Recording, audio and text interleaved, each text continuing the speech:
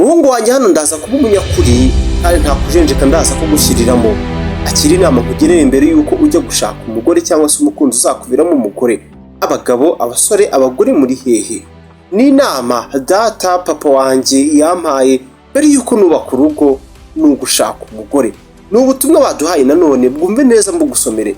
Ngo ndagira ngo guhera uyu munsi ntuzongere gushingira ku ngano y'amabuno n'amabere, ngo ahubwo icaze intekerezo zawe umutima n'ubwonko bw'uwo ugiye gushaka cyangwa se umukunzi wawe uko atekereza. Wumvisha umusaza n'amagambo yabwiraga umuhungu we ati ndashaka ko ujyaho agaciro ingano y'urukundo rwe kandi wite cyane ku kwihangana agira. Ibintu mutangiranye ati ujye witegereza ubundi abitindamo igihe kingana iki. Ni umusaza niko avuga. Ngibi ndabikubwira gutya kuko mu myaka 5 cyangwa se 10 mubanye uwo mugore wawe ntabwo tuzaba tukireba ku mabere n'ikibuno bye uko bigaragara cyangwa se uko bingana. Ati reka ni umusaza uvuga n'ubutumwa.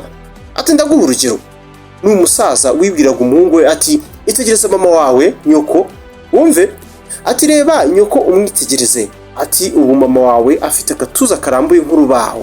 Ni umusaza ngo ibyayo mabuno byo amabuno ye niko yavugaga. Yesu nakubwira nayo hafi kurambuka nk'urwo rubaho. Atariko wa mwana we ndiko turacyari kumwe. Nubwo mama wawe wa mwana we ameze gutyo turacyari kumwe kandi turishimye. Ibirenze ibyo ndacyanamukunda. Ni umusaza ati nawe nuko arankunda. Umva ubutumwa. Ati wa mwana we ndagira uzitonde cyane kandi witondera umugore ukunda amafaranga. Wumva inama. Ubuzima tubamo buragoye kandi uko bugenda bucya burushaho gukomera no kuba amayobera akazi. Iyo ucunze nabi ntumenye watakariye. Niyo mpamvu guhera uyu munsi dukurikira amasomo wungukira hano kuri Tele Montagne Rwanda. Amasomo yagufasha mu buzima. Ati ndavuga wa mugore buri gihe uvuga ibyerekeye umusatsi we, ibyerekeye imyenda mishya, inkweto n'ibikapu by'abagore bigezweho, bya bintu nyine bitwara amafaranga. Uvuga ibyerekeye amafaranga. Wa wundi uhora ukubwira ko akeneye kuvugurura ibyo yisigaga. Ayo ni amavuta mvuga. Uyu mugore cungana nawe. Ngo buryo gushakana n'umugore ntabwo ari ibyerekeye ibyo. Ntabwo ari ibyerekeye ibyo ngibyo byiraha nyine. Nta myenda igezweho, nta makiyaje, nta mavuta atukuza ngo abashakanye banyabo bo basagumana babane. Ati mwana wanjye uzivuka iteka ko nta rukundo ruhari. Ibyo byose bitashoboka. Nta babasha kubana neza igihe kirekire. Ati genda shakanaga na mama wawe cyangwa se nyoko. Nta modoka nari mfite, nta nzu yo kubamo nari mfite nakwiti yanjye. Aturetse n'ibyo nta nubwo nari narize ishuri mwese ubu ngubu mwakandagiyemo. Ati ahubwo natungwe n'ukuntu mama wawe yanshigikiye mu nzozi n'indoto nari mfite akantera ingabo mu bitugu. Uwo niwe mugore bundi niwe mukunzi. Ati mwana wanjye, ati musore, umukobwa uwo ari we wese icyo azaba icyo cyose gusa akaba adashyigikira, adatera ingabo mu bitugu byawe, agashyigikira ibyo wifuza kuzageraho. Ati uwo nguwo nta n'isegonda na rimwe akwiye kugutwara umutekerezaho. Abagore barahari niko avuga.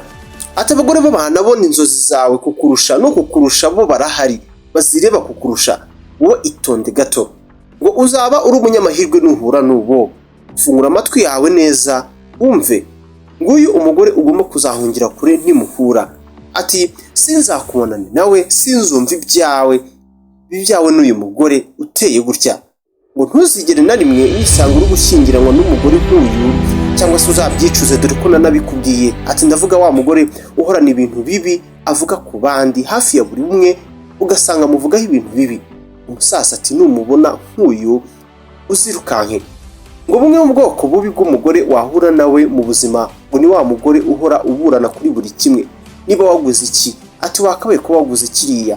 Waba wakoze ibi ngibi? Ati wakabaye ko wakoze gutya. Nibura wumve mugabo, wumve mwabagabo mwe, ngo uyu mugore nibwo bwoko bubi ushobora guhura nabwo mu buzima. Si umwifurije ibi byago mu buzima. Ukimubona nk'uyu ndagusabye ati uzirukanye, guma kure cyane. Ati abagore bose bishimira kuvuga bakavuga ku bandi, ariko ngo wa mugore uvuga amasaha 2 ngo akumva iminota 2, ubwo ngo nuvuga cyane akumva gake. Ati ngo uyu nguyu ni bombe, ni nka bombe iturika. N'ubwoko bw'abagore ni bombe. Ati uzitondere abagore bajijisha bigira bo batari bo.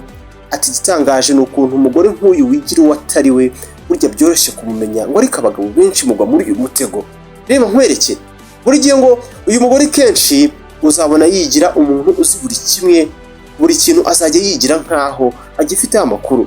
Ati muhungu wanjye namwe mudukurikiye, mwumve mufunge amaso ahubwo mufungure umutima, ubundi muzabona ngo nta mugore w'agatangaza utagira inenge ubaho, gusa ngo nubona umugore ushyigikira indoto zawe, ibyo ushaka kuzageraho muri make, akaba kubaha, akaba agukunda bihoraho, ahozaho nyine kandi atirebaho we gusa, ngo ntuzamureke uyu nguyu ngo agucike, ni umusaza. Gusa ngo ibuka kandi uzahore wibuka ibi, ntukabe umugabo wirebaho gusa, naragutoje, ati dore naragutoje. Nubona umugore mwiza wowe uri umugabo mubi, ntacyo bizakumarira, uzabe wa mugabo wa so, nka so. Ati ntabwo nzaguhitiramo umugore, ati hoya, aho waba wibeshye, ati gusa nguhaye inama zanjye, nuhura nawe uzamunzanire umugisha, mwifuriza umugisha. Yari ibaruwa, ahari muzabona abagore beza babateza imbere batabasubiza inyuma. Ndabakunda mwese, Imana ibampere umugisha. Hano ni kuri Telemontagne Rwanda, wakurikira ibiganiro, inkuru zigezweho kandi n'amasomo y'ubuzima, kuko twizera ko biri mu bintu dukenera twese byibanze kugira ngo tubeho kandi tubeho neza, tujyana n'ibihe, tujyana n'ibigezweho. Menya byinshi mu bibera mu isi ukurikira Telemontagne Rwanda. Iyo umanutse munsi y'iyi video ubaye utarabikora ukareba ahantu handitse ijambo subscribe, aho ukahakanda, ubutaha utangira kujya ubona ibiganiro byacu mu gihe kizaza mu buryo bukoroheye, ubundi tukajya tubana mu bintu by'ubwenge nk'ibi. Ubutaha dore sinzababuriye, niyo gahunda.